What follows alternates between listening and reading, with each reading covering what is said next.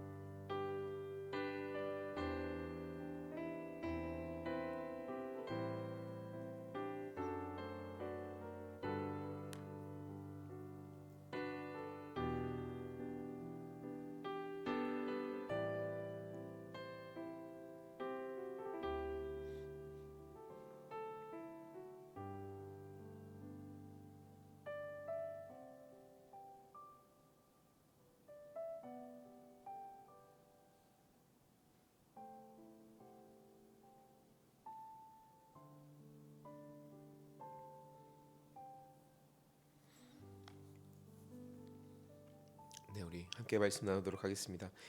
우리 노트에 있는 비전신앙 함께 볼까요? 비전신앙.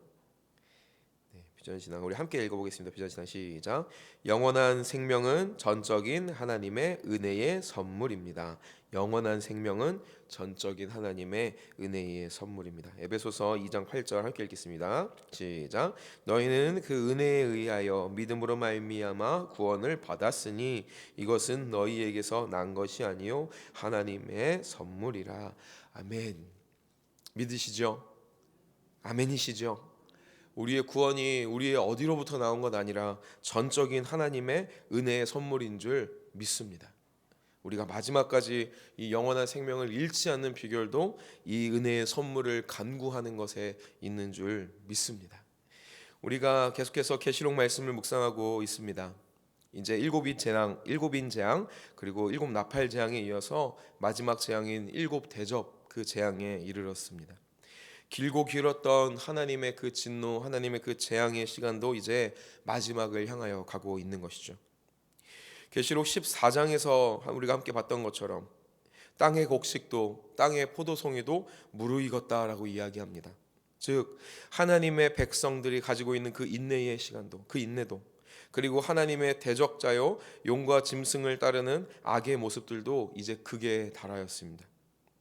하나님께 등을 돌린 그 사람들을 향하여서 일곱인 재앙과 그리고 일곱 나팔 재앙을 통하여서 돌아오라 말씀하시는 그 하나님의 부르짖음도 소용없어 갑니다.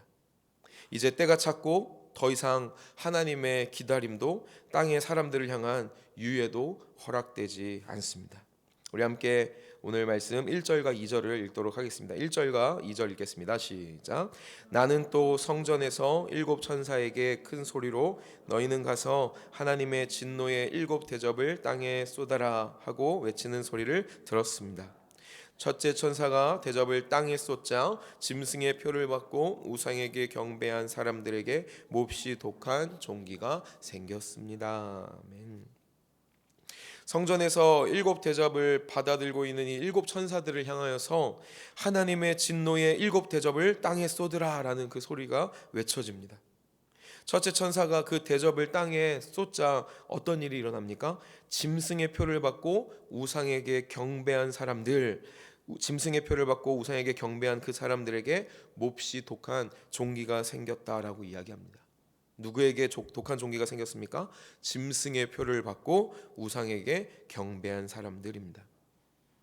이것을 반대로 생각하면 이것은 무엇을 의미합니까? 짐승의 표를 받지 아니한 자, 우상에게 경배하지 않은 자들은 다시 말해서 짐승이 아니라 하나님께 인치심을 받은 자들에게는 그 첫째 대접의 재앙이 임하지 않았다라는 것입니다.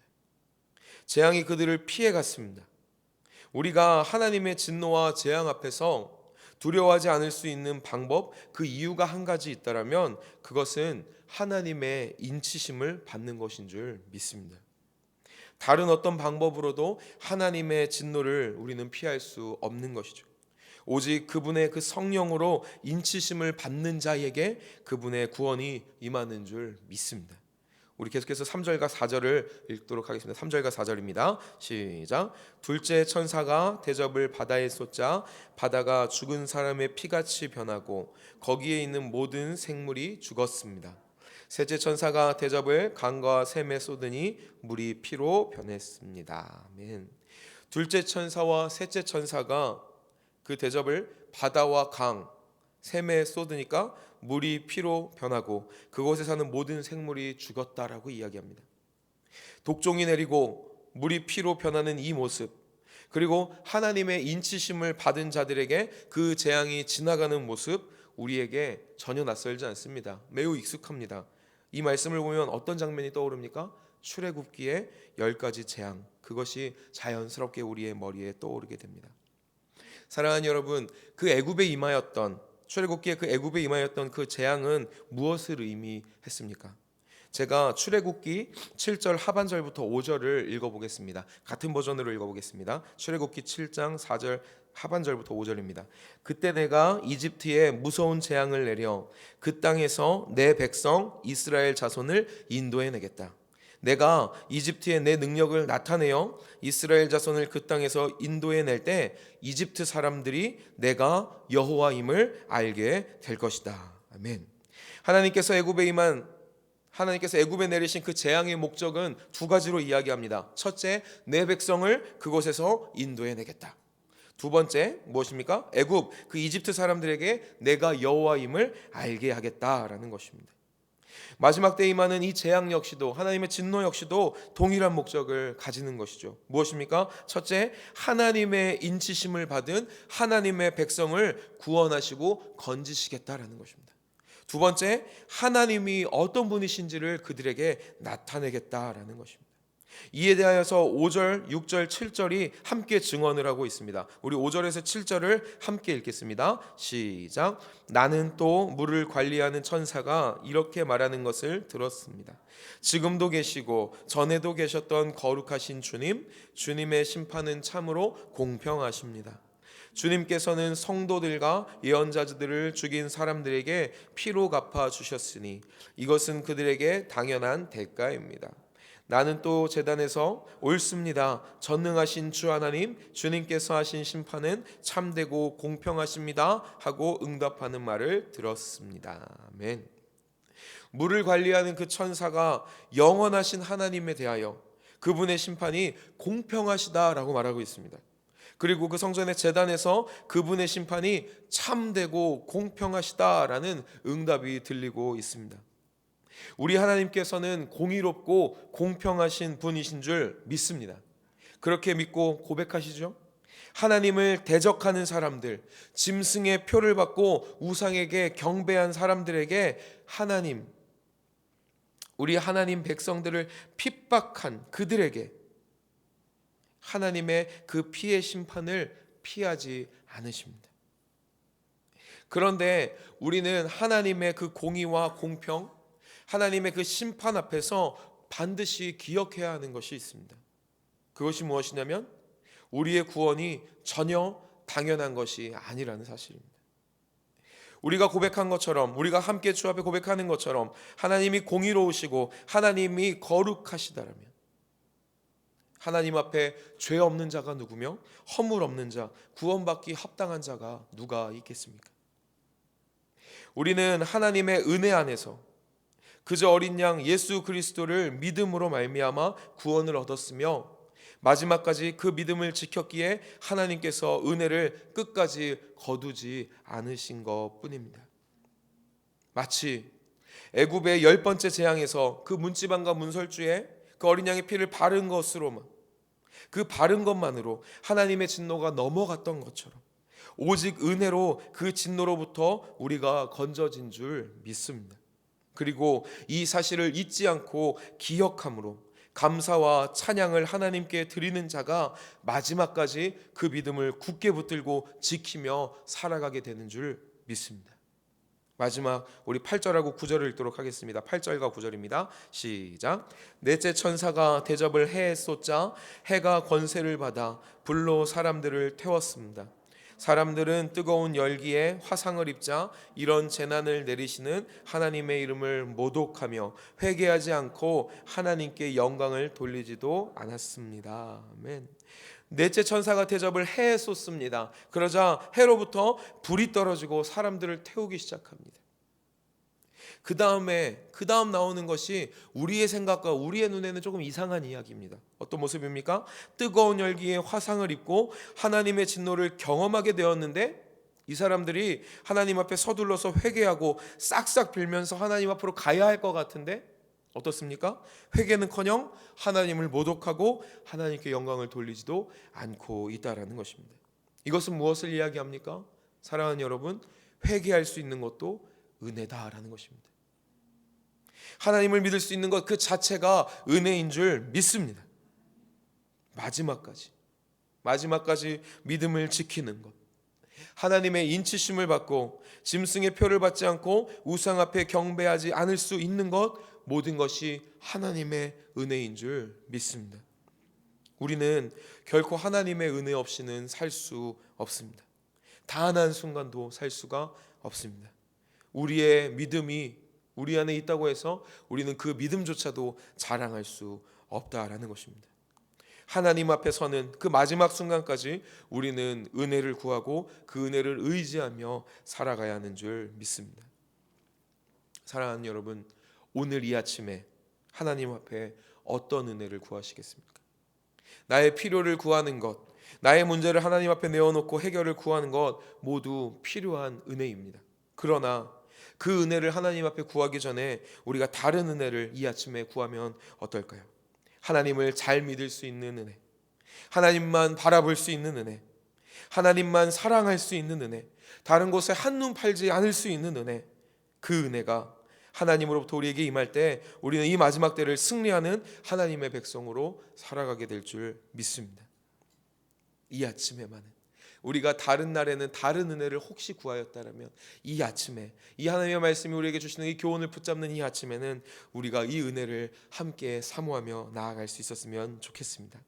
오늘도 그 신실하신 은혜와 사랑이 풍성하신 하나님 앞에 구하시는 그 은혜 안에서 오늘도 승리하시고 복된 하루 살아가게 되시기를 우리 사랑하는 은혜의 주 예수 그리스도의 이름으로 간절히 축원합니다. 우리 함께 기도하도록 하겠습니다.